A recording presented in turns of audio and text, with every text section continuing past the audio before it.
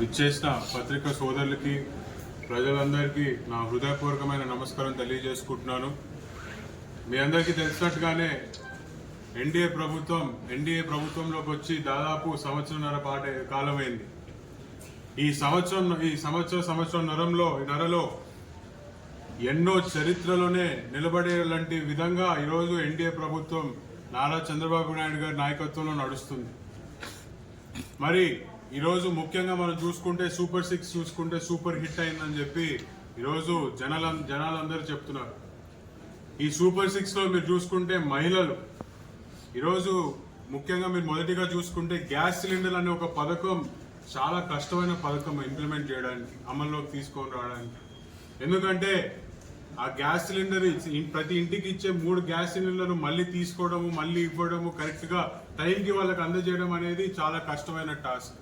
కానీ ప్రభుత్వం దృష్టి పెట్టి సూపర్ 6లో ఉన్న భాగంగా ఈ గ్యాస్ సిలిండర్ల మీద కూడా దృష్టి పెట్టి ఈరోజు కరెక్ట్గా టైంకి 3 గ్యాస్ సిలిండర్లు కూడా ప్రతి ఇంటికి వెళ్ళడం జరుగుతున్నాయి. మరి అదేవిధంగా గత ప్రభుత్వంలో కాకుండా ఈరోజు ఇంట్లో ఎంతమంది చదువుకుంటుంటే అంతమందికి కూడా ఈరోజు తల్లికి వందనం అని చెప్పి మనము పథకం అమలు చేసి చదువుకుంటున్న ప్రతి పిల్లోడికి కూడా ఈరోజు మన తెలుగుదేశం పార్టీ కానీ ఎన్డీఏ ప్రభుత్వం కానీ ఈరోజు అండగా నిల్చున్నారు. మరి ఈరోజు మీరు చూసుకుంటే మహిళలు హ్యాపీగా ఉన్నారు. ప్రతి ఒక్క అక్క చెల్లి మహిళలు ప్రతి ఒక్కరు ఈ రాష్ట్రంలో ఉన్న వాళ్ళు మరి రాష్ట్రంలో ఎక్కడ తిరగాలన్నా కూడా బస్సు ఎక్కి హ్యాపీగా తిరిగే పరిస్థితిలో ఈరోజు ఆంధ్రప్రదేశ్ రాష్ట్రంలో మహిళలు ఉన్నారు. మరి ఇటీవల మీరు చూసుకుంటే రైతులకు కానీ అన్నదాత సుఖీభావ మొదటి విడత ఈరోజు ప్రతి రైతన్నకి పడడం జరిగింది. అలాగే మిగిలిన 2 విడతలు కూడా ఖచ్చితంగా ఎన్డీఏ ప్రభుత్వము ఇస్తుంది. రైతన్నలకి ఒక అన్నదాతే కాదు, ఇంకే రకంగా కూడా ఇబ్బందులు ఉన్నా ఖచ్చితంగా చంద్రబాబు నాయుడు గారు ప్రతి ఒక్క రైతన్నకు కూడా అండగా నిలుస్తున్నాడు. మరి మీరు ఈరోజు చూసుకుంటే ఇంకో పక్కన పెన్షన్లు ఈరోజు మీరు అందరికీ గుర్తుండొచ్చు, గతంలో 2014 నుంచి 19 వరకు ఎప్పుడైతే తెలుగుదేశం పార్టీ అధికారంలో ఉండిందో 2000 రూపాయలు పెన్షన్ ఇవ్వడం జరిగింది. దాన్ని మాజీ ముఖ్యమంత్రి జగన్మోహన్ రెడ్డి గారు 3000 చేస్తానన్నాడు. కానీ అధికారంలోకి వచ్చిన తర్వాత ఏం చేశాడు? 250 పెంచుకుంటూ వస్తానని చెప్పి మాట మార్చి జనాల్ని మోసం చేశాడు. కానీ తెలుగుదేశం పార్టీ ప్రభుత్వం కానీ ఎన్డీఏ గవర్నమెంట్ కానీ ఈరోజు మీరు చూసుకుంటే అధికారంలోకి వచ్చిన మొదటి నెల నుంచే 1000 రూపాయలు పంచి ప్రతి పెద్దవాళ్ళకి కానీ, అటు ఒంటరి మహిళలకు కానీ, ఇంకో మరి వికలాంగులకు కానీ టైంకి పెన్షన్ అందే విధంగా ఈరోజు పరిపాలన సాగుతుంది. మరి ముఖ్యంగా ఈరోజు చూసుకుంటే యువకులకి తెలుగుదేశం పార్టీ కానీ ఎన్డీఏ ప్రభుత్వం కానీ ఏ విధంగా అండగా ఉందో ఈరోజు మీరు అందరూ గమనిస్తే ఈరోజు మీరే చెప్పగలుగుతారు. చరిత్రలోనే ఎప్పుడూ లేనంటి విధంగా మొదటిసారి ఒక సంఖ్య చెప్పి 20 లక్షల ఉద్యోగాలనే నంబర్ చెప్పి ఎన్నికల్లోకి వెళ్ళడం జరిగింది. ఈరోజు దాంట్లో భాగంగానే నారా లోకేష్ గారు కానీ చంద్రబాబు నాయుడు గారు కానీ ఎప్పుడో చెప్పారు, మా మొదటి సంతకం డిఎస్సి నోటిఫికేషన్ మీద ఉంటుంది అని. ఆ మాటకి నిలబడే ఈరోజు మొదటి సంతకం డిఎస్సి నోటిఫికేషన్ పెట్టారు. ఈరోజు ఉద్యోగాలు వచ్చినాయి.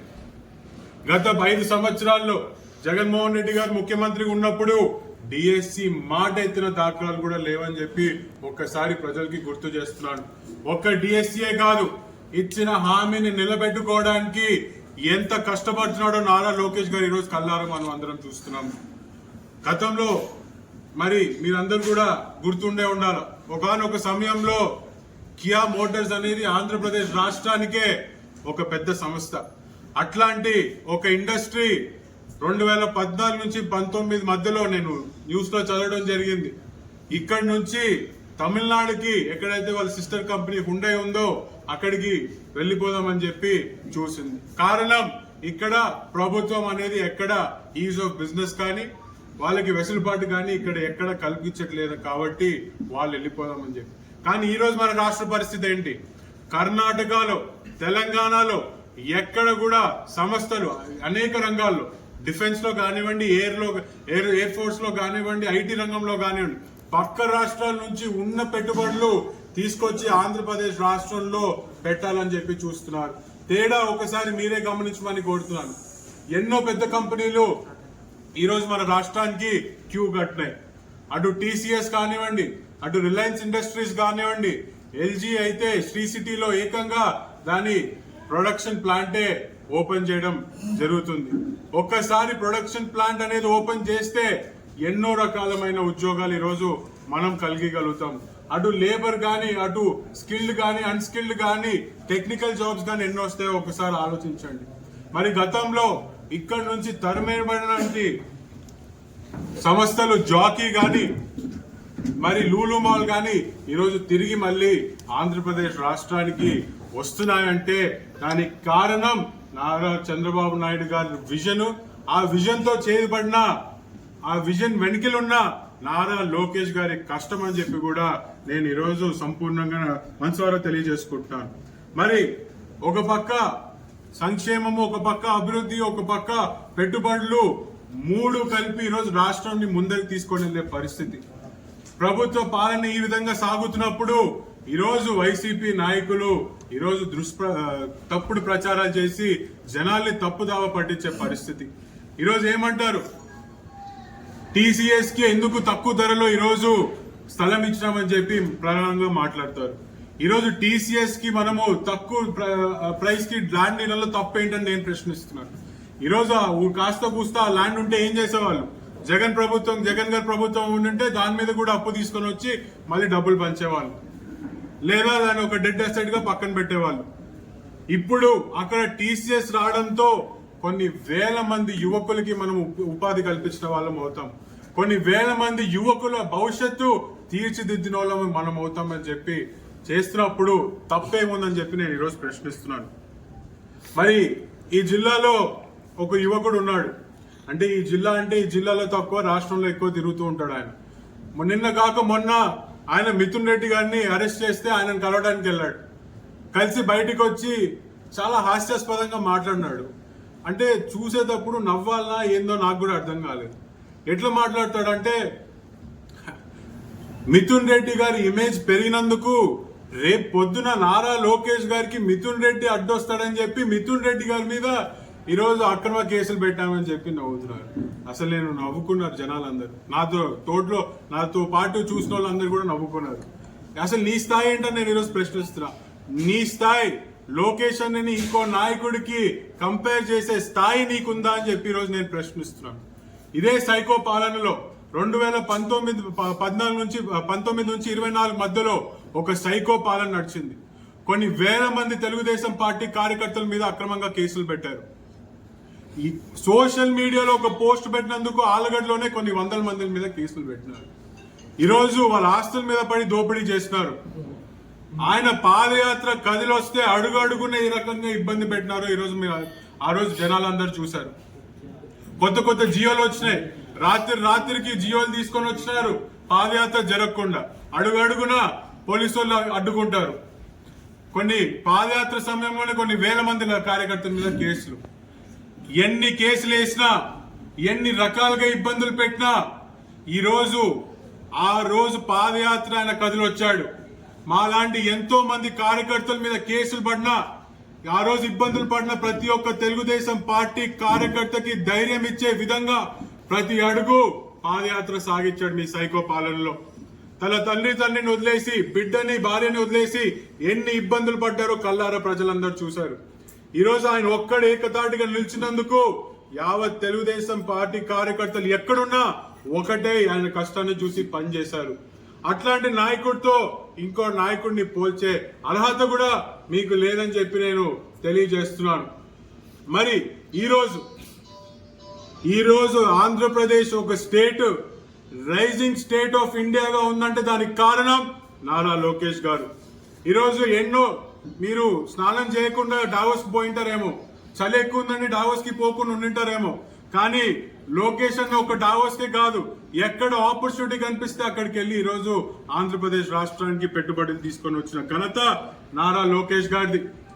మరి మొన్నటికి మొన్న మీరందరూ చూసుంటారు, నేపాల్లో మన తెలుగు జనాలు ఎంతో మంది ఇరుక్కొని ఉండినారు, ఇబ్బంది పడుతున్నారు. ఆయన సభని క్యాన్సిల్ చేసుకొని, స్పీచ్ ని క్యాన్సిల్ చేసుకొని ఒక కమాండ్ సెంటర్ లో కూర్చొని ఏ విధంగా ప్రతి ఒక్క తెలుగు వాడు మళ్ళీ మన రాష్ట్రానికి వచ్చేంత వరకు నిద్రపోకుండా ఫ్లైట్ లేసి మరి ఆయన మానిటర్ చేస్తూ ఈరోజు చూసుకున్న మనసున్న నాయకుడు నారా లోకేష్ గారు. అట్లాంటి నాయకుడితో మీరు ఇంకో నాయకుడిని పోల్చే మీ పార్టీలో కాదు కదా, ఈ దేశంలోనే ఏ నాయకుడు ఉండినాడు అట్లాంటి నాయకుడు. దయచేసి ఇంకోటి మాట మాట్లాడుతూ అసలు తెలుగుదేశం పార్టీ జనానికి ఏం చేసిందని చెప్పి ఒక ప్రశ్న అడిగాడు. అక్కడ మీలాంటి మరి పత్రికా సోదరులు మీకంటే మెరుగ్గిచ్చినారు కదా పథకాలు అని చెప్పి అంటే ఎవడబ్బా సొత్తు అంటాడు. అంటే ఇప్పటికి కూడా మీరు మీ భాషను కానీ మీ ప్రవర్తన కానీ మార్చలేదు. ఎవడబ్బా సొత్తు అని చెప్పి కొన్ని 100 కోట్లు వెళ్ళి వైజాగ్ లో మీరు ఖర్చు పెట్టి భవనాలు కట్టారు. ఎవడబ్బా సొత్తు అని చెప్పి కోట్లు పెట్టి బాత్రూమ్లు కట్టించుకున్నారు. ఎవడబ్బా సొత్తు అని చెప్పి మీరు ఆడుదాం ఆంధ్ర అని చెప్పి కొన్ని 100 కోట్లు జనాల డబ్బులతో స్కామ్ చేసినారు. ఎవడబ్బా సొత్తు ఇదంతా? 100 కోట్ల స్కామ్, 100 కోట్లు మరి ఆడుదాం ఆంధ్రాకు ఆ రోజు బడ్జెట్ అలోకేట్ చేస్తే ఆ 100 కోట్లు కూడా సరిపోదని చెప్పి మళ్ళీ స్టేట్ ఫండ్స్ లో చిల్లు పెట్టినారు. ఆడుదాం ఆంధ్రాలో ఏం జరిగింది? 100 రూపాయల బ్యాట్ ఉందనుకోండి, ఉదాహరణకి 400 రూపాయలు చూపిస్తారు. ఆ 100 రూపాయల బ్యాట్ 4 బాల్ ఆడంగానే బ్యాట్ ఎరిగిపోతుంది. ఆ బట్టలు ఒక్కసారి వేసుకుంటే ఇంకోసారి వేసుకునే పరిస్థితి లేదు. ఇవన్నిటికంటే పెద్ద జోక్ ఏంటంటే ఆడుదాం ఆంధ్ర అనే కాన్సెప్ట్ ఎందుకు వచ్చిందండి? చిన్న ఊర్లలో పల్లెలలో ఎవరైనా స్పోర్ట్స్ లో బాగా ఎంకరేజ్ చేయాలని చెప్పి వాళ్ళని పైకి తీసుకొచ్చాలని చెప్పి ఆడుదాం ఆంధ్ర. కానీ జరిగింది ఏంటి? వైసీపీ కార్యకర్తలు వాళ్ళ పిల్లలు వాళ్ళ టీములు ఫామ్ చేసుకొని ఎందుకు ఇదే బైరెడ్డి సిద్ధార్థ్ రెడ్డి గారి ముచ్చుమరి గ్రామంలో ఈరోజు వేరే వాళ్ళ ఎవరో టీం గెలిచిందని కొట్లాట పెట్టుకొని వైసీపీ నాయకులకి కప్పిప్పించుకున్నారు. ఇంకా మాత్రం సంబరానికి ఆడుదాం ఆంధ్ర ఎందుకు? ఇంత పెద్ద డ్రామా ఎందుకు? ఈరోజు అక్రమ కేసుల గురించి వీళ్ళు మాట్లాడుతున్నారు. అక్రమ కేసులు అంటే 2014 నుంచి 19లో చూసాం. నోరు తెరిస్తే ఒక కేసు, బయటికి అడుగు పెడితే ఒక కేసు, ఓ ధర్నా చేస్తే 4 కేసులు. అదే అక్రమ కేసులు. అది మీ అదృష్టమో దురదృష్టమో తెలియదు కానీ ఇప్పటికి కూడా మా నాయకులు మీ మీద దృష్టి పెట్టుకుని ఉన్నారు. అభివృద్ధే మన ధ్యేయంగా ఈరోజు మా ప్రభుత్వం నడుచుకుంటుంది. అదే మేము కేసులు పెట్టి మిమ్మల్ని ఇరికియాలనుకుంటే మొన్ననే మీ జగన్మోహన్ రెడ్డి గారి కారు కింద ఒకరు పని చనిపోయినాడు. అది జాలదా మాకు మీ పైన కేసు పెట్టి లోపల వేయడానికి? కొన్ని మీరు బయటికి వచ్చి ఎవడబ్బా సొత్తు అనే మాట్లాడే చనువు కూడా మీకు ఉండేది కాదు ఒకవేళ మేము కనుక మీలాగా ప్రవర్తించుంటే.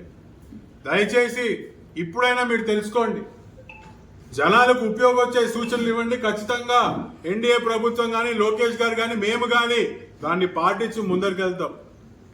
జనాల్ని తప్పుదావ పట్టాలని చూస్తే మాత్రం దయచేసి మీరు గుర్తుపెట్టుకోండి, ఎవరు చూస్తూ ఊరుకోరు. మీరెంత దూరం మా ఇంటికి మీళ్ళెంత దూరమో మీళ్ళు కూడా మాకు అంతే దూరం. మేము కూడా మీ భాష బట్టే మా భాష కూడా ఉంటుందని చెప్పి గుర్తుపెట్టుకోండి. ఇక్కడ చూస్తూ ఎవరు కూర్చోరు. ఈ వైసీపీ ప్రభుత్వం ఏదైతే జనాల్ని తప్పుదావ పట్టాలనే ఒక స్పియర్ క్యాంపెయిన్ స్టార్ట్ చేశారో ఖచ్చితంగా దాన్ని ముగించే విధంగా మేము కూడా ఇంకో క్యాంపెయిన్ స్టార్ట్ చేస్తున్నాం. రేపు పొద్దున అది ఇంట్లో కూర్చొని ప్రెస్ మీట్లు పెట్టేది కాదు. అవసరమైతే ఏ ఊర్లో అయినా ఫీల్డ్ మీదకి వెళ్ళి వీళ్ళు చేసే దుష్ప్రచారాన్ని ఎదుర్కొండే ఒక ప్రక్రియ తెలుగుదేశం పార్టీ తొందరలోనే మొదలు పెడుతుందని చెప్పి కూడా తెలియజేస్తూ ఇప్పటికైనా బుద్ధి తెచ్చుకోండి. నోరు ఎంతలో మాట్లాడాలో అంతలో మాట్లాడి విమర్శించండి, కానీ భాష చూసుకొని మాట్లాడేది. ఎందుకంటే మీరు భాష తప్పితే మేము ఇక్కడ దాటడానికి సిద్ధంగా ఉన్నాం. వెనక్కి తగ్గే క్వశ్చన్ కూడా ఉండదని చెప్పి తెలియజేసుకుంటాం.